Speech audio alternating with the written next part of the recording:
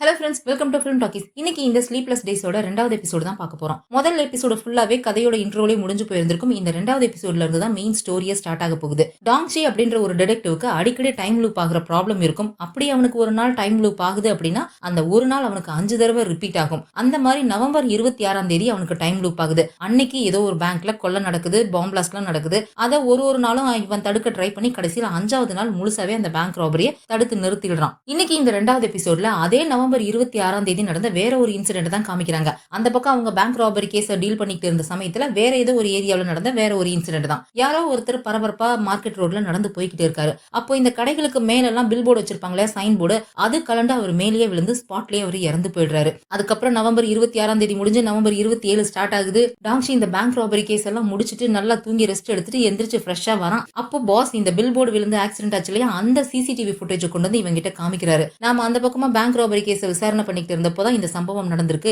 Team 1 தான் இந்த கேஸை விசாரிச்சிருக்காங்க. ஆக்சிடென்ட்ல இறந்து போனவர் பாக்குறதுக்கு ஒரு சாதாரண ஆள் மாதிரி தான் தெரிஞ்சிருக்காங்க. அதுக்கப்புறம் அவரோட ஐடென்டிட்டியை செக் பண்ணப்பதான் இந்த ஊரோட மிகப்பெரிய பயோகெமிக்கல் கம்பெனியோட பிரின்சிபல் சயின்டிஸ்ட் தெரிய வந்திருக்கு. எக்கச்சக்க சொத்துக்கு சொந்தக்காரர் வேற. டீம் 1 தான் இந்த கேஸை விசாரிச்சிருக்காங்க.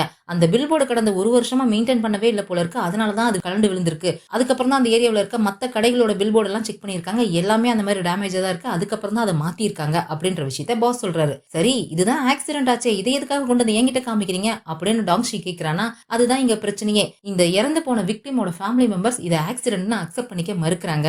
அவரோட பொண்ணு இங்க வந்திருக்கா, காலையில இருந்து சீஃபை விட மாட்டேங்கிறா, இது ஆக்சிடென்ட் கிடையாது, இது மர்டர் தான், இதை நீங்க விசாரிச்சுதான் ஆகணும்னு சொல்லி தொல்லை பண்ணிக்கிட்டு இருக்கா அப்படின்னு சொல்லிட்டு அந்த இறந்து போன விக்டிமோட பொண்ணை பாக்குறதுக்காக டாங்ஷியை கூட்டிட்டு போறான். இந்த பொண்ணோட பேரு தானியா, இறந்து போனவரோட பொண்ணு தான். அவரோட பேரு மிஸ்டர் டாங். இந்த சிசிடிவி ஃபுட்டேஜ்லயும் இனிஷியல் இன்வெஸ்டிகேஷன்லயும் அது தெளிவா தெரியுது அது ஆக்சிடென்ட் தான் சொல்லி. எதுக்காக நீங்க இதை மர்டர்னு சொல்றீங்க அப்படின்னு அந்த பொண்ணு கிட்ட கேட்டா, இல்ல எனக்கு உள்ளுணர்வு சொல்லுது இது ஆக்சிடென்ட் கிடையாது மர்டர்னு அப்படின்ற மாதிரி சொல்றா. அது என்னமா உள்ளுணர்வு, அதை வச்சு எப்படிமா சொல்றது அப்படின்னு கேட்டா, இல்ல எங்க அப்பா ஒரு மிகப்பெரிய சயின்டிஸ்ட். அவர் இந்த கடவுள், பேய், மூட நம்பிக்கை இது எதையுமே அவர் நம்ப மாட்டாரு. ஆனா அவருக்குமே உள்ளுணர்வு சொல்லியிருக்கு. அவர் சாகிறதுக்கு முன்னாடி என்னை யாரோ கொலை பண்ண போறாங்க அப்படின்னு அவர் சொல்லிக்கிட்டே இருந்தாரு அப்படின்ற மாதிரி சொல்றாளா.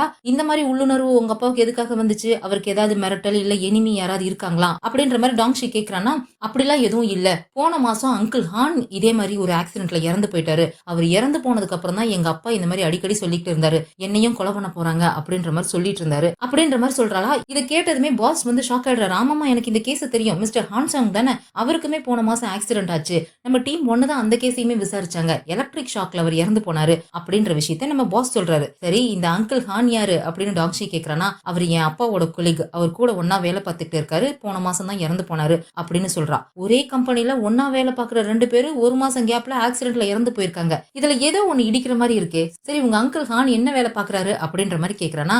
மோமா குரூப்ஸோட எக்ஸிகியூட்டிவ் டைரக்டரா இருக்காரு அப்படின்னு சொல்றா. உங்க அப்பாவை ஏதோ கம்பெனி வச்சிருக்காருன்னு சொன்னி, அது என்ன கம்பெனி அப்படின்னு கேக்குறான். மோமா பயோகெமிக்கல்ஸ் அப்படின்ற மாதிரி சொல்றாளா. இதை கேட்டதுமே டாங்ஷிக்கு நம்ம அனலி கூட இதே கம்பெனில தானே வேலை பாக்குறா அப்படின்ற மாதிரி யோசிக்கிறான். இந்த அனலி யாருன்னு தெரியல. அப்ப இவன் அந்த தானியாவோட அப்பா ஆக்சிடென்ட்ல இறந்து போனார் இல்லையா, அந்த வீடியோ எடுத்து திரும்ப திரும்ப போட்டு பாத்துக்கிட்டு இருக்கானா. அதை பார்த்துட்டு அந்த பொண்ணு உட்காந்து ஓன்னு அழுதுகிட்டு இருக்கா. ஐயோ சாரிங்க அப்படின்னு சொல்லிட்டு வீடியோவை கட் பண்ணிட்டு அந்த கிரைம் ஸ்பாட்டுக்கு போய் பாக்குறாங்க. அந்த பில் போர்டு விழுந்து ஆக்சிடென்ட் ஆச்சு இல்லையா, அந்த இடத்துல போய் பாக்குறாங்க. அந்த பில் போர்டு டேமேஜ் ஆகி இருந்துச்சு, அதனாலதான் உடஞ்சு தலைமையில விழுந்துருச்சு அப்படின்ற மாதிரி தான் சொல்லி இருந்திருப்பாங்க. இவன் போய் அந்த உடஞ்சு விழுந்ததெல்லாம் செக் பண்ணி பாக்குறான். எப்படியும் பில் போர்டு இரும்பு கம்பியில தான் அட்டாச் பண்ணி இருந்திருப்பாங்க. இரும்பு கம்பி டேமேஜ் ஆகி விழுது அப்படின்னா அது துருப்பிடிச்சு மக்கி தான் உடஞ்சிருந்திருக்கணும். ஆனா அந்த மாதிரி துருப்பிடிச்சு உடஞ்சதுக்கான எந்த ஒரு அடையாளமும் இல்ல. கிளீனா கட் பண்ண மாதிரி இருக்கு. எனக்கு இவரோட ஃப்ரெண்ட் அந்த ஹான் ஆக்சிடென்ட் ஆகி இறந்து போனார் இல்லையா, அந்த இடத்த பார்க்கணும் அப்படின்னு சொல்றான். அது வந்து ஏதோ ஒரு பார்க்ல நடந்திருக்கும் போல இருக்கு. அந்த இடத்துக்கும் கூட்டிட்டு போய் காமிக்கிறாங்க. பார்க்ல இருக்க ஏதோ ஒரு வேலி கிட்ட தான் அவருக்கு ஷாக் அடிச்சிருக்கு அப்படின்னு சொல்லி காமிக்கிறாங்க. அந்த டீம் 1மே அந்த இடத்துக்கு வந்துடுறாங்க. அந்த டீம் 1 சேர்ந்த டிடெக்டிவ்ட்ட போய் இந்த ஆக்சிடென்ட் நடந்தப்போ சிசிடிவி ஃபுட்டேஜ் எடுத்திருப்பீங்க இல்லையா, அதை நான் பார்க்கணும் அப்படின்னு சொல்லிட்டு டாங்ஷி கேட்கறானா.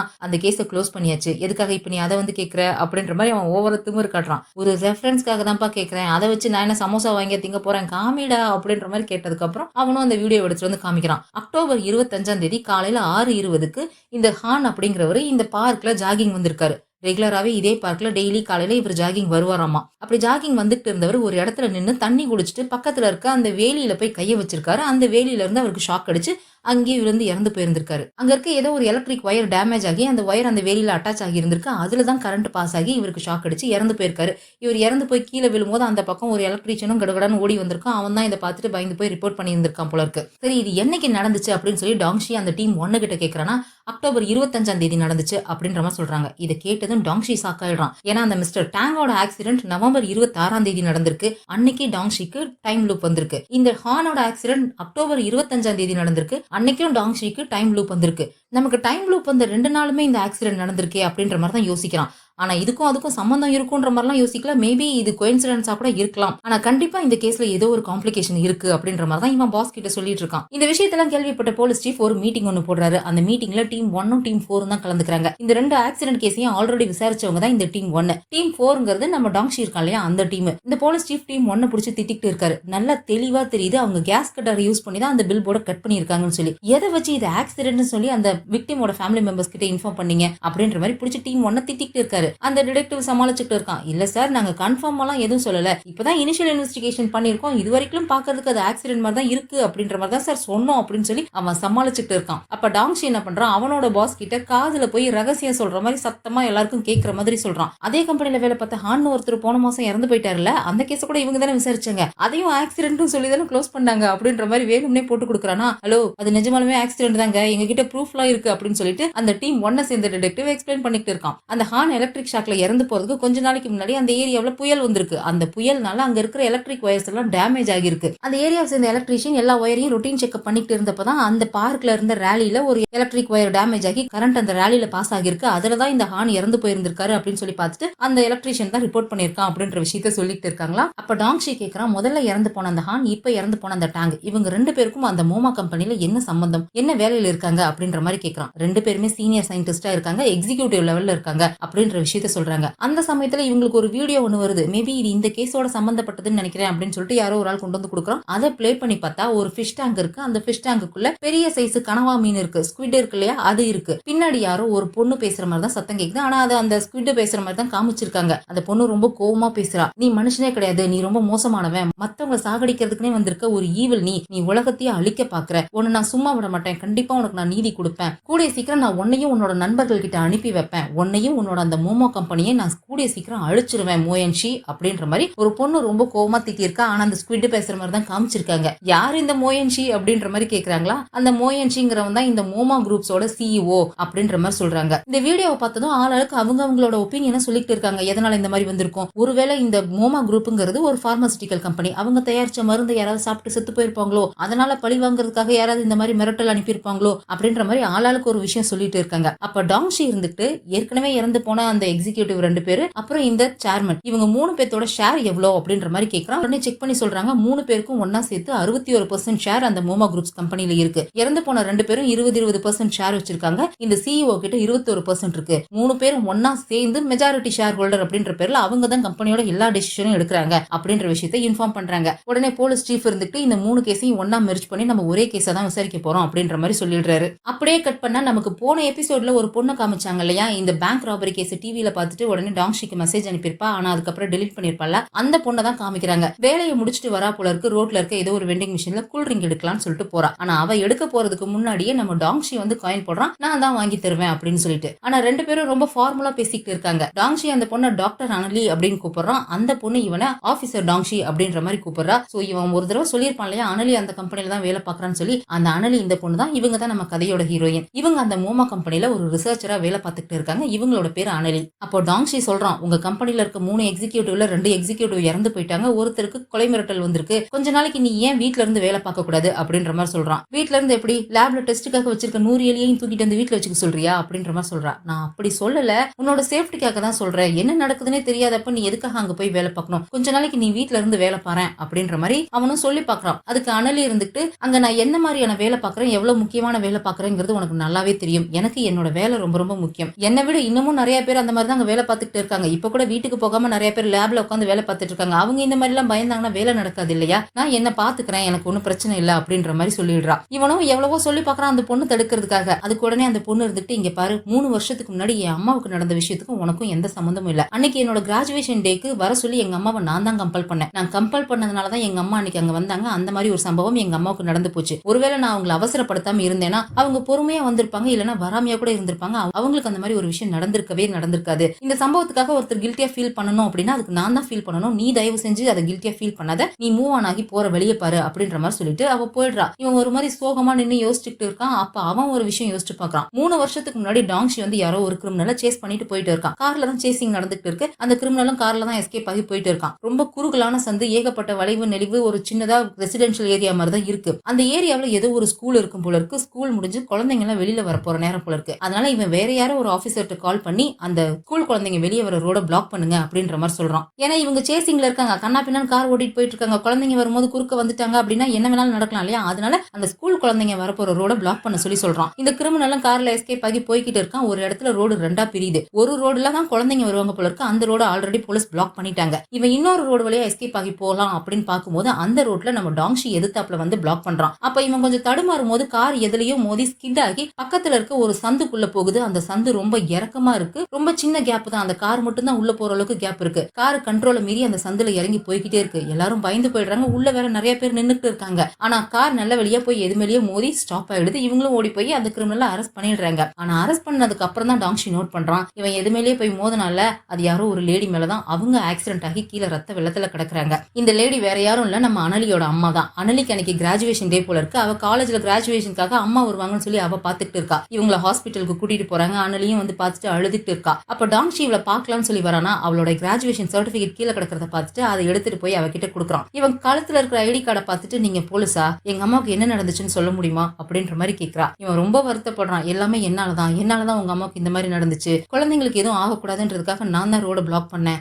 அதனாலதான் உங்க அம்மாவுக்கு இந்த மாதிரி நடந்துச்சு அப்படின்ற மாதிரி சொல்றான். இதை கேட்டுட்டு அவ ரொம்ப துடிச்சு போய் அழுதுட்டு இருக்கா. அதை பார்த்துட்டு இவனுக்கும் ரொம்ப கஷ்டமா இருக்கு. இதையெல்லாம் சரி பண்றதுக்கு ஒரே ஒரு வழிதான் இருக்கு. ஒருவேளை இன்னைக்கு மட்டும் லூப் டேவா இருந்துச்சுன்னா இது எல்லாத்தையும் சரி பண்ணிடலாம் அப்படின்னு சொல்லிட்டு, லூப் ஆரம்பிச்சதுன்னா இந்த ஆக்சிடென்ட் நடக்காம தடுக்கிறதுக்கு என்னெல்லாம் பண்ணலாம் அப்படின்னு சொல்லி இவன் எல்லா பிளானையும் போட்டு வச்சுட்டு கடிகாரத்தையே பார்த்துட்டு உட்கார்ந்து எல்லா கடவுளையும் வேண்டிட்டு இருக்கான். இன்னைக்கு எப்படியாவது லூப் ஸ்டார்ட் ஆகணும் அப்படின்னு சொல்லிட்டு 12 மணி ஆகுது. ஆனா லூப் எல்லாம் ஸ்டார்ட் ஆகல. கடந்து அடுத்த நாளுக்கு போயிடுது. அதே சமயம் இங்க போலீஸ் ஸ்டேஷன்ல போலீஸ் சீஃப் டீம் 1 டீம் 4 கூப்பிட்டு உட்கார வச்சு இந்த மோமோ கம்பெனியோட கேஸை நம்ம சால்வ் பண்ணணும். 2 பேர் இறந்து போனாங்களே அவங்க கேஸையும் சால்வ் பண்ணணும். அதே சமயம் இந்த சிஓக்கு கொலை மிரட்டல் வந்திருக்கு இல்லையா, அவரையும் நம்ம சைட் பை சைட் ப்ரொடெக்ட் பண்ணணும். இதை யார் பண்ண போறீங்க அப்படின்ற மாதிரி கேட்கிறாரு. எல்லாரும் சலசலன்னு பேசிக்கிட்டு இருக்காங்க. ஏன்னா யாருக்குமே இந்த கேஸ் எடுத்துக்கிறதுல இன்ட்ரெஸ்டே இல்ல. டீம் 4 இருந்துட்டு நாங்க இப்பதான் சார் பேங்க் ராபரி கேஸ் முடிச்சோம், நாங்க இன்னும் ரிப்போர்ட் கூட எழுதல சார் அப்படின்னு சொல்றாங்க. டீம் 1 இருந்துட்டு இவங்களாவது நான் ரிப்போர்ட் தான் எழுதல, நாங்க பெண்டிங் கேஸ் ஏகப்பட்டது வச்சிருக்கோம், அதெல்லாம் சால்வ் பண்ண வேண்டியிருக்கு, எங்களால முடியாதுன்னு மாத்தி சொல்லிட்டு இருக்காங்க. டாங்ஷி அப்பதான் உள்ள வரான். நான் ரெடி அப்படின்னு சொல்லிட்டு கையை தூக்கிட்டே உள்ள வரான். இதை பார்த்ததும் அவனோட பாஸ் இருந்துட்டு, சார் சின்ன பையன் சார், ஆர்வ குளர்ல கையை தூக்கிட்டு அவனை விட்டுடுங்க சார் அப்படின்ற மாதிரி சொல்றானா. அட சும்மா இரியா, அவனே ரெடிங்கிறான் அப்படின்னு சொல்லிட்டு போலீஸ் சீஃப் நேரா டாங்ஷியை கூப்பிட்டு வந்து நிக்க வச்சு பாராட்டிட்டு இருக்காரு. இனிமே டாங்ஷி தான் நான் உருவாக்க போற ஸ்பெஷல் டாஸ்க் போர்ஸ்க்கு டீம் லீடர், உன்னோட தலைமையில நான் ஒரு டீம் உருவாக்க போறேன், அந்த டீம் இந்த கேஸை சால்வ் பண்ண போறாங்க அப்படின்னு சொல்லிட்டு டீம் 4ல இருந்து 2 பேரு, டீம் 2ல இருந்து 2 பேரும் செலக்ட் பண்ணி டாங்ஷியோட டீம்ல போடுறாங்க. இவங்க இப்ப புது டீம் ஸ்பெஷல் டாஸ்க் போர்ஸ். இவங்க இந்த மோமா குரூப்போட கேஸை சால்வ் பண்ண போறாங்க அப்படின்ற மாதிரி சொல்றாங்களா. டாங்ஷி ரொம்ப வேகமா ஓகே சார் அப்படின்ற மாதிரி சொல்றான். என்னடா ஓகே ஒத்தையா வருது, மத்தவங்களா சொல்ல மாட்டீங்களா அப்படின்ற மாதிரி கேக்குறாரா. மத்தவங்களா வேண்டா வெறுப்பா சலுப்போட ஓகே பாஸ் அப்படின்ற மாதிரி சொல்றாங்க. பாஸ் நான் இல்லடா, அவன் தான் இனிமே உங்களுக்கு பாஸ் அப்படின்னு சொல்றாரு. வேகமா இவங்க டாங்ஷி பக்கம் திரும்பி எஸ் பாஸ் அப்படின்ற மாதிரி சொல்லிட்டு இருக்கான். இவங்க இந்த கேஸை சால்வ் பண்றதோட அந்த சிஇஓவையும் ப்ரொடெக்ட் பண்ணும்ல, அதுக்காக டாங்ஷி வந்து அந்த சிஇஓக்கு பாடி கார்டா போய் ஜாயின் பண்ண போறானா. அப்படியே இந்த கேஸையும் சால்வ் பண்ண போறாங்களாமா. டீம் 4ஓட பாஸ் வந்து டாங்ஷி பிடிச்சி திட்டுறாரு. ஏண்டா அவங்க எல்லாம் உன்ன பாஸ்னு கூப்பிட்டாங்கல்ல, அதுக்காக தானே நீ இந்த வேலையை பார்த்த, இது அவங்களோட கேஸ், நமக்கு தேவையில்லாத வேலைடா அப்படின்ற மாதிரி சொல்றாரா. அட விடுங்க பாஸ், இந்த கேஸை நான் சால்வ் பண்ணனா என்னோட டீம் லீடர்ன்ற பேர்ல உங்களுக்கு தானே ப்ரொமோஷன் கிடைக்கும் அப்படின்ற மாதிரி சொல்றானா. ஆமா, என் டீம்ல இருக்க எல்லாத்தையும் எடுத்துக்கிட்டு என்ன ஒத்தையில விட்டுட்டு எனக்கு ப்ரொமோஷன் வேற வாங்கி தர போறானா. அட சும்மா இருடா அப்படின்ற மாதிரி அவர் செலிச்சுட்டு இருக்காரு. அடுத்த நாள் நவம்பர் 28 இவன் அந்த மோமோ குரூப்ஸோட சிஇஓ மோயன்ஷிக்கு பாடி கார்டா போய் ஜாயின் பண்றான். அங்க போகும்போது இவன் இந்த டீம் 1ல ஒரு பொண்ணு இருப்பா, ஷானான்னு சொல்லிட்டு, அந்த பொண்ணு ஒரு மிகப்பெரிய ஹேக்கராமா. அந்த பொண்ணையும் கூடவே கூட்டிட்டு போறான். அவளுக்கு இந்த ஹேக் பண்றதுக்கு தேவையான செட்டப் இருக்கிற மாதிரி ஒரு வேனை கொடுத்து அந்த கம்பெனியோட கார் பார்க்கிங்ல உட்கார வச்சுட்டு இவன் அந்த கம்பெனிக்குள்ள போறான். இவன் உள்ள போறதுக்குள்ளே இந்த கம்பெனியை பத்தின எல்லா டீடைலையும் எடுத்து இவன் இன்ஃபார்ம் பண்ணிக்கிட்டே இருக்கான். அவன் காதுல ஹெட்போன் மூலமா இதெல்லாம் கேட்டுக்கிட்டே தான் போறான். இந்த மோயன்ஷி 7 வருஷத்துக்கு முன்னாடி டாக்டரா இருந்திருக்கான். இருக்கான். அப்ப இவன் ரேன் அப்படிங்கிற ஒரு ஜெனடிக் டெக்னாலஜியை எதையோ கண்டுபிடிச்சிருக்கான். அதுதான் அவனுடைய முதல் மிகப்பெரிய சக்சஸ். ஏகப்பட்ட பணம் கிடைச்சிருக்கு. அதுல இருந்து ஒரு வருஷத்துக்கு அப்புறம் தான் இந்த மோமோ பயோடெக்னாலஜி அப்படின்ற கம்பெனியே ஆரம்பிச்சிருக்கான். அதுக்கப்புறம் அவன் கண்டுபிடிச்ச அந்த ரேன் ஜெனடிக் டெக்னாலஜில ரேன் 2ங்கிறத டெவலப் பண்ணான். இவனுக்கு இன்வெஸ்ட் பண்ண இன்வெஸ்டரோட பொண்ணான யூஷியா அப்படின்ற பொண்ணையே இவன் கல்யாணம் பண்ணிக்கிட்டான் அப்படின்ற விஷயத்தெல்லாம் அவன் கண்டுபிடிச்சு சொல்றான். அதையெல்லாம் கேட்டுக்கிட்டே இவன் நேரா அந்த கம்பெனிக்குள்ள போறான். அந்த பாஸ் ஆன மோயன்ஷியையும் பாக்குறான். நான் போலீஸ் ஆபீசர்ங்கிற விஷயம் இங்க யாருக்கும் தெரிய வேணாம், நான் ஒரு பாடி கார்டாவே இருக்கிறேன், என்ன நீங்க பேர் சொல்லியே கூப்பிடுங்க அப்படின்ற மாதிரி சொல்றான். அந்த மோயன்ஷி இருந்துட்டு கேட்கறான், அந்த ஸ்குவிட்ங்கிறது யாரா இருக்கும், எப்படி என்ன அட்டாக் பண்ணுவாங்க, ஏதாவது உங்களுக்கு தெரியுமா அப்படின்ற மாதிரி அவன் டாங் ஷீட்ட கேட்கறானா. இந்த கேள்வியை நான் தான் சார் உங்ககிட்ட கேட்கணும், அந்த ஸ்குவிட்ங்கிறது யாரு, ஏன்னா உங்களோட எதிரியை பத்தி உங்களுக்கு தானே தெரியும் அப்படின்ற மாதிரி கேட்கறானா. எனக்கு எதிரிங்க நிறைய பேர் இருக்காங்க சார், நான் ஜெனடிக் டெக்னாலஜி யூஸ் பண்ணி பாராசிட்டிக்கல் மெடிசன்ஸ் கண்டுபிடிச்சிட்டு இருக்கேன், இதனால நிறைய ட்ரெடிஷனல் மெத்தட்ல மெடிசன்ஸ் தயாரிக்கிற கம்பெனிஸ் பாதிக்கப்படுறாங்க, அதுலயும் இப்ப நான் ரேன் எக்ஸ் அப்படிங்கிற ஒரு ஜெனடிக் டெக்னாலஜில என்னோட கம்பெனி வேலை பார்த்துட்டு இருக்காங்க, அது இப்ப ட்ரையல் ஸ்டேஜ்ல தான் இருக்கு, அது மட்டும் சக்சஸ் ஆகிடுச்சு அப்படின்னா இந்த ட்ரெடிஷனல் பயோடெக்னாலஜி கம்பெனில கிட்டத்தட்ட பாதிக்கு மேல அழிஞ்சு போயிடும், அதனால அவங்க எல்லாருமே என் மேல கோவத்துல தான் இருக்காங்க, என்னையும் என் கம்பெனியும் அழிக்கணும்னு தான் நினைக்கிறாங்க, அவங்க யாரா வேணாலும் என்னோட எதிரியா இருக்கலாம் அப்படின்ற மாதிரி சொல்றானா. சரி சார் பாத்துக்கலாம், நீங்க ஒன்னும் கவலைப்படாதீங்க, என்னோட டீம் முழுக்க முழுக்க உங்களை கண்காணிச்சுட்டு தான் இருக்காங்க, நான் முதல்ல இந்த ஆபீஸை சுத்தி பார்த்துட்டு வரேன் அப்படின்னு சொல்லிட்டு இவன் இந்த ஆபீஸ்ல இருக்க எல்லா ஏரியாவையும் சுத்தி பார்த்துட்டு இருக்கான். அப்ப இவன் நேரா ஏதோ ஒரு ரூம் குள்ள போறானா. அந்த ரூம்குள்ள இருந்து ஒரு பிரவுன் கலர் மண்டையன் வெளியில வரான். அவன் டாங்ஷியை பார்த்ததும் ஒரு மாதிரி ஷாக் ஆயிட்டு ரூம்ல கையை வச்சு மறைச்சுக்கிறான், உள்ள விட மாட்டேங்கிறான். யார் நீ, இங்க என்ன பண்ற அப்படின்ற மாதிரி கேட்கறானா. டாங்ஷி பதிலே சொல்லாம அமைதியா நின்னுட்டு இருக்குமோ அவனோட ஐடி கார்டு எடுத்து பாக்குறான். அது வந்து சிஇஓவோட பாடி கார்டு அப்படின்ற மாதிரி போட்டிருக்கு. டாங்ஷி மெதுவா ரூம்குள்ள எட்டி பாக்குறான். ஆனா அவன் பாக்குறான்னு தெரிஞ்சதும் ரூம் இழுத்து க்ளோஸ் பண்ணிக்கிறான். நீ சிஇஓவோட பாடி கார்டு தானே, சிஇஓ கூட இருக்க வேண்டியதானே, இங்க என்னடா பண்ற அப்படின்ற மாதிரி கேட்கறான். நான் இன்னைக்கு தான் சார் ஜாயின் பண்ணிருக்கேன், அதனால ஆபீஸை சுத்தி பார்க்க வேணாமா அப்படின்ற மாதிரி சொல்றான். பாரு பாரு அப்படின்னு சொல்லிட்டு அவன் பாட்டுக்கு அங்க இருந்து கிளம்பி போயிடுறான். அந்த பக்கத்துல இருந்து ஷானா இவன் யாரு என்னங்கறத கண்டுபிடிச்சு இன்ஃபார்ம் பண்றான். இந்த பிரவுன் கலர் மண்டையன் வேற யாரும் இல்ல, முதல்ல இறந்து போனார் இல்லையா ஒரு எக்ஸிகியூட்டிவ் ஹான்னு சொல்லிட்டு கரண்ட் ஷாக் அடிச்சு அவரோட பையன் தானா இவன். ஆக்சுவலா இவன் ஒரு பிளே பாய், எந்த வேலையும் செய்ய தெரியாது, வெட்டியா ஊர் சுத்திட்டு தான் இருப்பான். இப்போ கூட இந்த கம்பெனிக்கு சும்மா தான் வந்து உட்கார்ந்துருக்கான். இவனுக்கு இங்க எந்த ஒரு பொசிஷனும் கிடையாது. அவங்க அப்பா இறந்து போனதுனால அவரோட ஷேர் பூரா இப்போ இவனுக்கு வந்துருச்சு. இப்போதைக்கு இந்த கம்பெனில செகண்ட் லார்ஜஸ்ட் ஷேர் வச்சிருக்கிறது இவன் தான் அப்படின்ற விஷயத்தை இன்ஃபார்ம் பண்றான். சரி சரின்னு எல்லாம் கேட்டுட்டு அவன் பாட்டுக்கு மறுபடியும் போய்கிட்டே இருக்கான். ஏதோ ஒரு ரூம் இருக்கு, அந்த ரூம்ல இவனோட ஐடி கார்டை வச்சு ஓபன் பண்ண பாக்குறான். ஆனா அதை ஓபன் பண்ண மாட்டேங்குது. இவனோட ஐடி கார்டு இந்த ஆபீஸ்ல எல்லா இடத்துலயும் ஒர்க் பண்ணணும், ஆனா அந்த ஏரியாவில் மட்டும் அது ஒர்க் ஆகவே இல்ல. ஏன் இது ஒர்க் ஆகல அப்படின்னு சொல்லி பார்த்துட்டு இருக்கும் போதே தானியா அந்த இடத்துக்கு வரா. அதாவது ரெண்டாவதா இறந்து போனார் இல்லையா பில் போர்டு விழுந்து சயின்டிஸ்ட் டேங், அவரோட பொண்ணு. அவளுக்கு தான் இவன் யாரு என்னன்னு தெரியும் இல்லையா. ஆபீசர் நீங்க இங்க என்ன பண்றீங்க அப்படின்ற மாதிரி கேக்குறா. நான் ஆபீசர்னு வெளியே சொல்லிடாதமா, நான் இங்க உன் பாஸ் ப்ரொடெக்ட் பண்ண பாடி கார்டா தான் வந்திருக்கேன், உன்னோட கேஸை சால்வ் பண்றதுக்காக தான் வந்திருக்கேன் அப்படின்ற மாதிரி சொல்றானா. ரொம்ப தேங்க்ஸ் அப்படின்ற மாதிரிலாம் சொல்லிட்டு இவ அந்த ரூமுக்குள்ளேயே இவ போறா. ஆனா இவளை உள்ள விட்டுடுறாங்க. இவளை பத்தின இன்ஃபர்மேஷனை ஷானா கண்டுபிடிச்சு சொல்றா. இந்த பொண்ணோட பேரு தானியா. இவ இப்பதான் கிராஜுவேஷன் முடிச்சிருக்கா. 3 மாசத்துக்கு முன்னாடி தான் இந்த கம்பெனில இன்டர்னா வந்து ஜாயின் பண்ணிருக்கா. இந்த கம்பெனில இவளோட பொசிஷன் ஒரு லோ லெவல் இன்டர்னா இருந்தாலும் இப்போதைக்கு இவகிட்ட அவங்க அப்பாவோட ஷேர்ஸ் வந்து சேர்ந்ததுனால 3வது லார்ஜஸ்ட் ஷேர் வச்சிருக்கிறது இவதான் அப்படின்ற விஷயத்தையும் அவன் இன்ஃபார்ம் பண்றான். ஆபீஸ் முழுக்க சுத்தி பார்த்துட்டு அந்த சிஇஓ மோயன்ஷியை போய் பாக்குறான். அவன் அவனோட ஒய்ஃப் யூஷியாவை இன்ட்ரோடியூஸ் பண்ணி வைக்கிறான். நாங்க வீட்டுக்கு தான் போறோம், எங்க கூடயே வாங்க அப்படின்னு சொல்லிட்டு இவனையும் கூட்டிட்டே வீட்டுக்கு போறாங்க. அப்போ இந்த மோயன்ஷியோட பொண்டாட்டி யூஷியா இருக்கா இல்லையா, அவளை பத்தின விஷயத்தை ஷானா கண்டுபிடிச்சு டாங்ஷிக்கு இன்ஃபார்ம் பண்றா. ஒரு மிகப்பெரிய இன்வெஸ்டரோட பொண்ணை தான் இவன் கல்யாணம் பண்ணியிருக்கான். அந்த பொண்ணு தான் இந்த யூஷியா. இவங்களுக்கு கல்யாணமாகி 6 வருஷம் ஆகுது. இப்ப வரைக்கும் அவங்களுக்கு குழந்தைங்க கிடையாது. இந்த நிலைமையில அந்த மோயன்ஷிக்கு ஏதாவது நடந்துச்சு, அவன் செத்துக்கித்து போயிட்டான் அப்படின்னா அவனுடைய ஒட்டுமொத்த சொத்துமே அவனோட பொண்டாட்டி யூஷியாக்கு தான் போய் சேரும். அது மட்டும் இல்ல, இப்போதைக்கு அந்த மோமா கம்பெனில புதுசா எந்த ஒரு ப்ராஜெக்ட்டுமே பண்ண வேண்டாம், இப்ப இருக்கிறதே கண்டினியூ பண்ணாலே அடுத்த 20 வருஷத்துக்கு அது ஒரு நல்ல லாபத்தை கொடுக்கும் அப்படின்ற விஷயத்தை அவ கண்டுபிடிச்சு சொல்றா. அதாவது இந்த மோயன்ஷியை கொலை பண்றதுக்கு அவனோட பொண்டாட்டி கிட்ட கூட மோட்டிவ் இருக்கிறதுக்கு வாய்ப்பு இருக்கு அப்படின்ற ஒரு சந்தேகத்தை தான் இவங்க சொல்லிட்டு இருக்காங்க. அதுக்கப்புறம் இவனை வீட்டுக்கு கூட்டிட்டு போறாங்க. அந்த வீட்டோட கீ கார்டை நம்ம டாங்ஷிக்கும் ஒண்ணு கொடுக்குறாங்க. வீடு பூரா சுத்தி பாக்குறான், எங்கெல்லாம் செக்யூரிட்டி கம்மியா இருக்கு, எங்க சர்வலைன்ஸ் கேமரா வைக்கணும் அப்படின்றதெல்லாம் அவன் இன்ஃபார்ம் பண்றான். தொடர்ந்து இவனோட பாடி கார்டு வேலையை பார்த்துட்டு இருக்கான். நவம்பர் 28ஆம் தேதி ஆரம்பிச்சான். ஒரு நாளா கடந்து டிசம்பர் 11 வரைக்கும் போயிடுச்சு. இவங்க சந்தேகப்படுற மாதிரி எதுவும் நடக்கவே இல்லை. எல்லாமே ஸ்மூத்தா தானே போய்கிட்டு இருக்கு அப்படின்னு சொல்லிட்டு ஒரு நாள் அவனோட டீம் மெம்பர்ஸ் எல்லாரையும் டீம் 1 டீம் 4 எல்லாரையும் கூப்பிட்டு டின்னருக்கு வந்திருக்கான். எல்லாரும் டின்னர்ல ஜாலியா என்ஜாய் பண்ணிட்டு இருக்காங்க. ஆக்சுவலா இந்த டாங்ஷி பகல்ல அந்த மோயன்ஷிக்கு பாடி கார்டு வேலை பார்த்தாலும் வேலை முடிஞ்சு வீட்டுக்கு போற சமயத்துல இவன் அனலிக்கு பாடி கார்டு வேலை பார்ப்பான். அவளை சேஃபா வீட்டுக்கு கொண்டுட்டு போய் விடணும்ல. ஏன்னா இந்த கம்பெனில தான் இப்படி ஒரு பிரச்சனை இருக்கு இல்லையா, அதுல இவளுக்கு ஏதாவது ஆகிடக்கூடாது அப்படின்றதுக்காக கரெக்டா வேலை முடிச்சு வீட்டுக்கு போற சமயத்துல இவன் அங்க டின்னர்ல இருந்து எஸ்கேப் ஆகி நேரா அனலியை பாக்குறதுக்காக வந்துடுறான். இப்பவும் அதே விஷயத்தை தான் சொல்றான். முடிஞ்ச வரைக்கும் உன்னோட வேலையை கம்மி பண்ணிக்க பாரு, வீட்டுல இருந்து வேலை பண்ண பாரு, ஸ்ட்ரேஞ்சர்ஸ் யார்கிட்டயும் பேசாத அப்படின்ற மாதிரி தொடர்ந்து அட்வைஸ் பண்ணிக்கிட்டே இருக்கான். இவளும் சரி சரி அப்படின்ற மாதிரி மண்டையாட்டிக்கிட்டே வரா. நேரா கூட்டிட்டு வந்து அவளை வீடு வரைக்கும் டிராப் பண்றான். அப்ப அனலி இவங்கிட்ட கேக்குறா, எனக்கு ஒரு விஷயம் சொல்லு, நீ எதுக்காக என்கிட்ட இப்படி இவ்வளவு ஓவர் ப்ரொடெக்டிவா நடந்துக்கிற, என் அம்மாவுக்கு நடந்ததுக்கு நீதான் காரணங்கிற கில்ட் ஃபீலிங்லயா இல்ல வேற ஏதாவது காரணம் இருக்கா அப்படின்ற மாதிரி கேக்குறா. இவன் புரியாத மாதிரி கேக்குறா. நீ என்ன கேக்குறனே எனக்கு புரியல அப்படின்ற மாதிரி சொல்லிடுறானா. உனக்கு நிஜமாவே புரியலையா இல்ல புரியாத தெரியாத மாதிரி நடிக்கிறியா அப்படின்ற மாதிரி சொல்லி கோச்சிட்டு அவ அங்கிருந்து கிளம்பி போயிடுறா. இதோட இந்த 2வது எபிசோடு முடியுது. இதுக்கப்புறம் என்ன நடந்ததுங்கிறது அடுத்த எபிசோட்ல பார்த்து தெரிஞ்சுக்கலாம். இந்த வீடியோ பிடிச்சிருந்தா லைக் பண்ணிடுங்க, அப்படியே ஃப்ரெண்ட்ஸ்க்கு ஷேர் பண்ணிடுங்க. மறக்காம ஹைப்பையும் தட்டி விட்டுட்டு ஃபிலிம் டாக்கீஸ்க்கு சப்ஸ்கிரைப் பண்ணிடுங்க. அடுத்த எபிசோட்ல சந்திக்கலாம். பாய்.